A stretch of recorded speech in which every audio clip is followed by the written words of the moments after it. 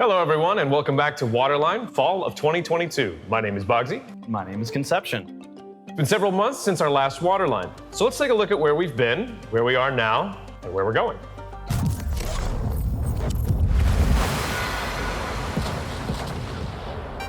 Recently, we saw the introduction of the French large cruiser branch in the form of Cherbourg, Brest, and Marseille. The main feature of the newcomers is the large caliber guns. By class standards, these guns are light battleship caliber and all located in the forward parts of the ships.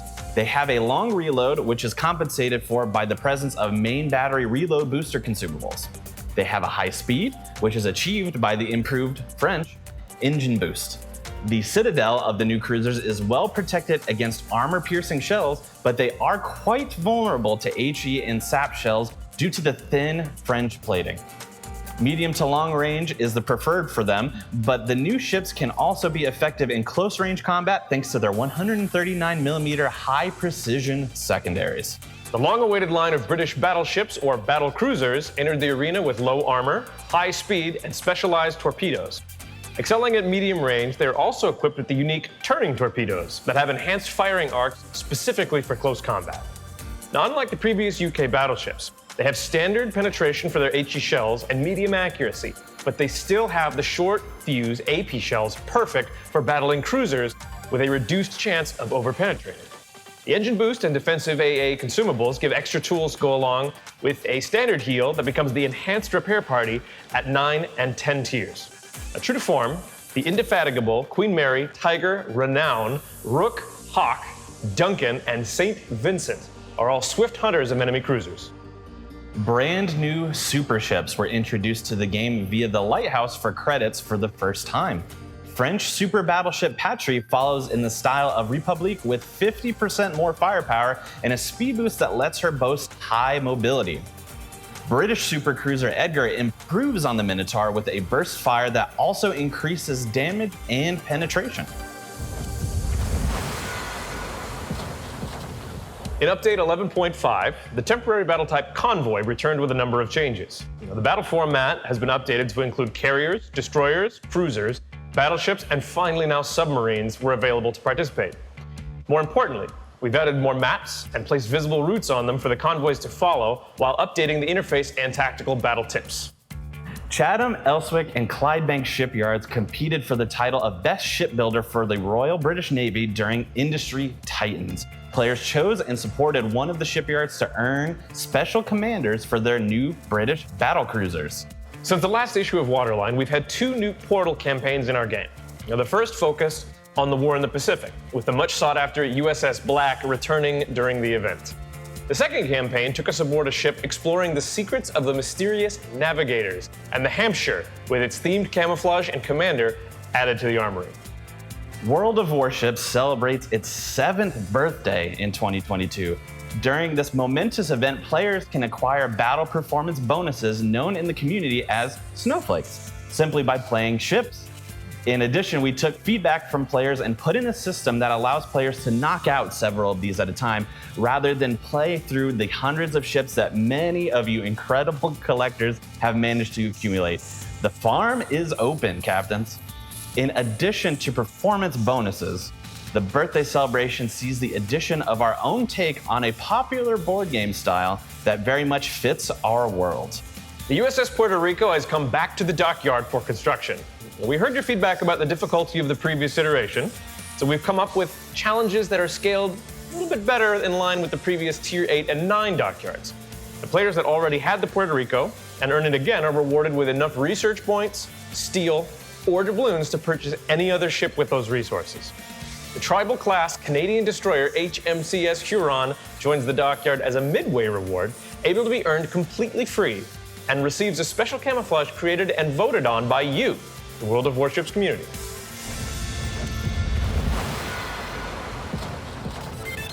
Yo, dog, we heard you like Arms Race. We returned Arms Race during a few temporary events and even tried it out in a season of ranked battles. Despite some concern that it might throw stat tracking and metrics off balance too much, this thankfully did not turn out to be the case. The mode was enjoyed by players immensely, so we added it to randoms permanently, replacing the aging mode of Epicenter. The models of all researchable US destroyers have been updated with brand new textures and graphics. Even the USS Sims was given a fresh coat of paint to go along with them. The biggest economic change to the game thus far took place with the separation of economic bonuses from exterior visuals.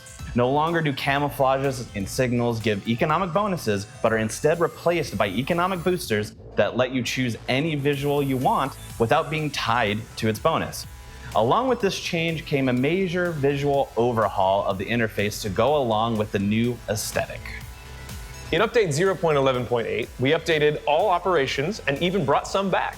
New options allow players to participate in more of their favorite ships and earn valuable rewards for it with a new tier system.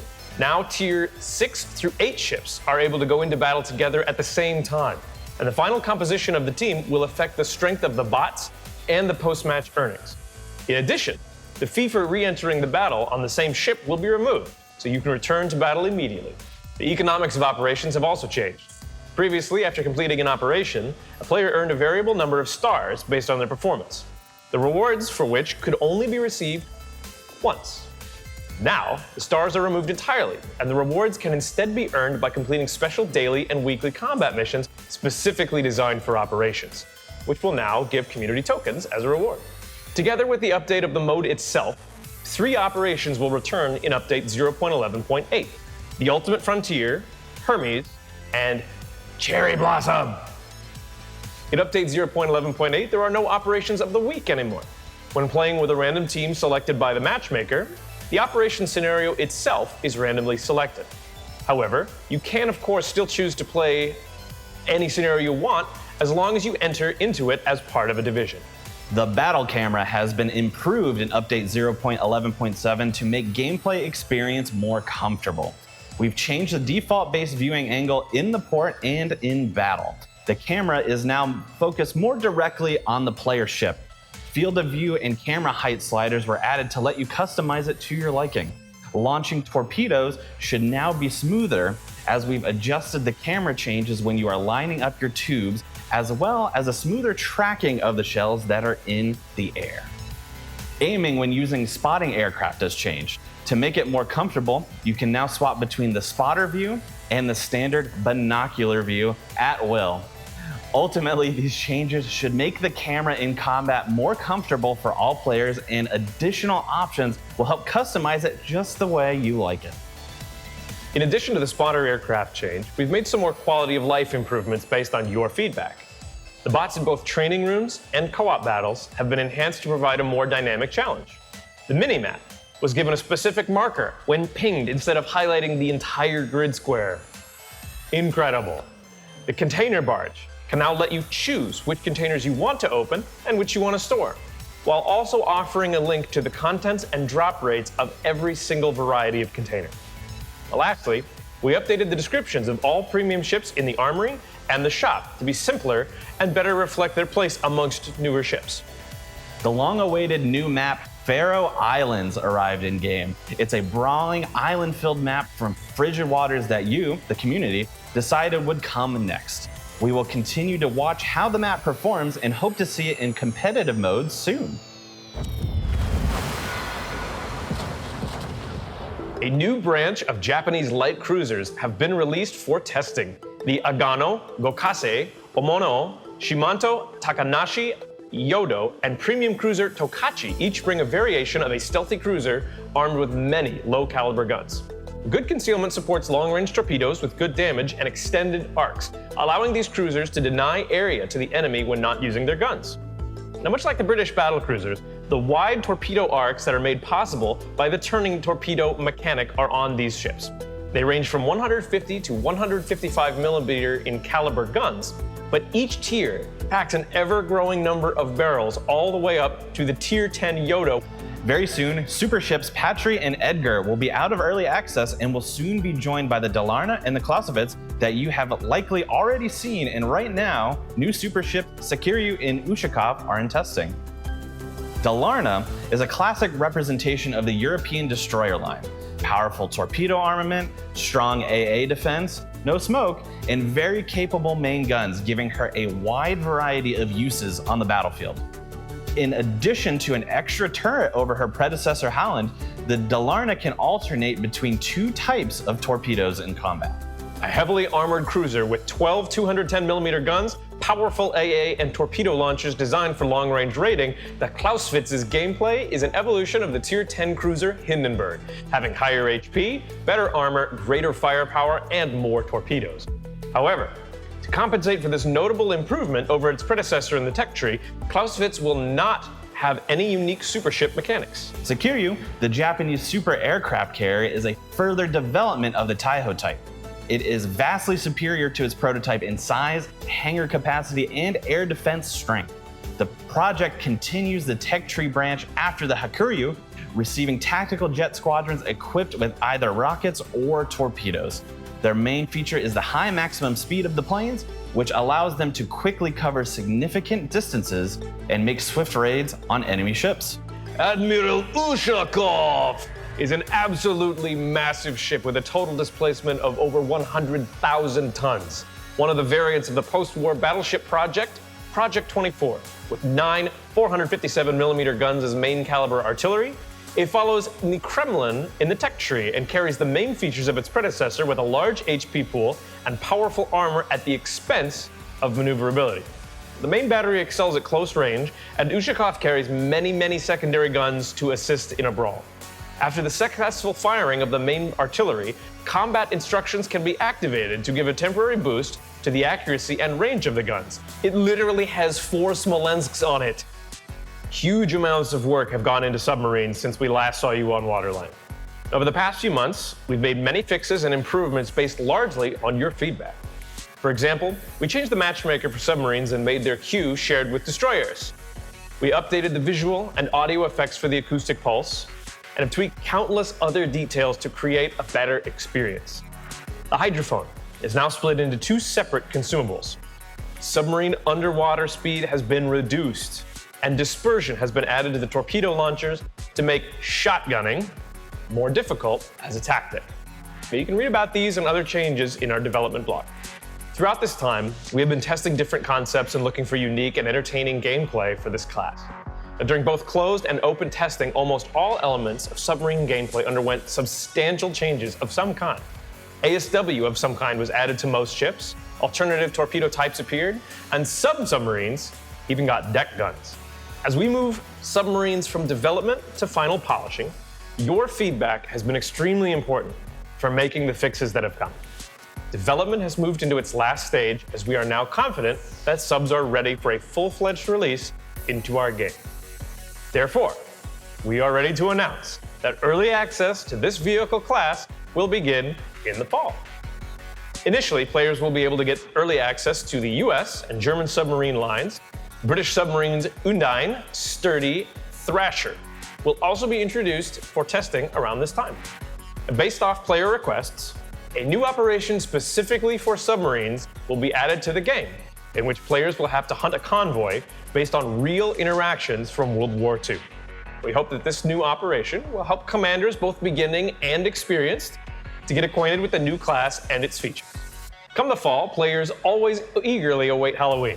This year, Operations Ray in the Darkness and Saving Transylvania will return to the game, and a temporary Twilight Battle-themed mode will be available to celebrate this holiday. This fall, we will conduct a major testing of cross-realm matchmaking technology. Players from different regions will be able to participate in the same battle. Since the implementation of this technology involves a lot of difficulty and risks, in the beginning we will only use it in the new player matchmaker. The specifics of the new player matchmaker will allow us to solve potential technical problems more quickly and efficiently. If the experiment is successful, we will consider including this feature in other modes and types of battles. Black Friday returns in the fall, and with it, a new batch of ships with special black camos. Get ready to see Napoli B, Kearsarge B, Mainz B, Kalev B, and Shinonome B. We're currently working on a new map, the Seychelles Islands, a map inspired by real geography. This is a new experience for us as we need to adapt the game mechanics and balance specifically for the features of this map. Among the first reviews of the map, many players noted that the location of the islands is a bit unbalanced. So now we're experimenting with the location of the spawns and control points to try and make this map a bit more balanced and interesting to play. And we'll keep you updated on how this arrangement works. This year, we are going to have a long and colorful New Year's celebration. We do not want to spoil all the surprises, but be prepared for snowflakes, Christmas gifts, and several special holiday events. Among them will be a dockyard featuring the new cruiser Admiral Schroeder, with the Intermediate Award being UK Battlecruiser Renown in her 1944 configuration. The Battleship Renown is part of our British battleship line, but many of you mentioned that you would like to see an upgraded version with air defense guns and secondaries circa 1944, so we decided to add this as a free reward available to all players as a holiday bonus. One of the new features we plan to release in the near future will be collective combat missions. These will be tasks with special conditions that require the combined effort of the entire server. The tasks will be performed like normal combat missions, and everyone actively involved will contribute to the progress and reap the rewards if it is completed. Do not let your server fall behind. Last year, we updated the graphics in our game and made HD versions of several maps. In the coming year, on top of adding new maps, we will begin to update the maps that are already in the game. This time, Mountain Range, Strait, North, Northern Lights, Estuary, Shatter, Neighbors, New Dawn, Polar, Island, and Land of Fire will receive a makeover. We often organize special game events in which players volunteer to be targets and have the community hunt them down for rewards. We call them bounties. These events will be officially sponsored in the game client this fall with special in-game identifiers highlighted directly in battle to make these events more organic and fun for everyone involved. Big thank you to everyone who has been a bounty volunteer in the past. We salute you. Traditionally, the celebration of the New Year will be followed by the Lunar New Year. As always, players will be able to enjoy themed events and content such as a new collection and a unique Pan-Asian commander. Earlier this year, we introduced a dynamic new temporary mode, Dirigible Derby. In its first appearance in our game, Dirigible Derby became one of the most popular temporary battle types, and it also gathered extremely positive feedback from players, despite being extremely difficult to say. It's no secret that we regularly test new mechanics in temporary modes with the goal of adding them to the game permanently. And Dirigible Derby is just that case. In addition, you often ask us to add new modes to the main battle types. So, if the updated version of the mode performs well this year, it is very likely that Dirigible Derby will be a prime candidate to add to random battles in the future. We are working to add more achievements into the game, so look forward to seeing them in different game modes as well as co-op and clan battles. At the end of this year, we also plan a number of technical improvements, ranging from an updated settings menu with a more user-friendly interface and the ability to add new settings, to a revamp of the import notifications and the commander interface. As 2022 draws to a close and the winter-spring section of 2023 arrives, look for new tech tree branches entering the game. First will be a branch split of American hybrid battleships coming to players in the winter. The three newcomers will be the Nebraska, the Delaware, and the Louisiana, and they will feature tried and true US 406mm guns with holes based on the Montana branch and the ability to launch tactical squadrons similar to Kearsarge, Issei, and Tone. In early 2023, a new branch of European destroyers representing European countries, Poland, Norway, Turkey, and Greece will arrive in World of Warships. The concept is under development, however, it will include tiers 5 through 10 and feature powerful artillery reaching calibers of 140mm to complement their torpedo-focused European cousins.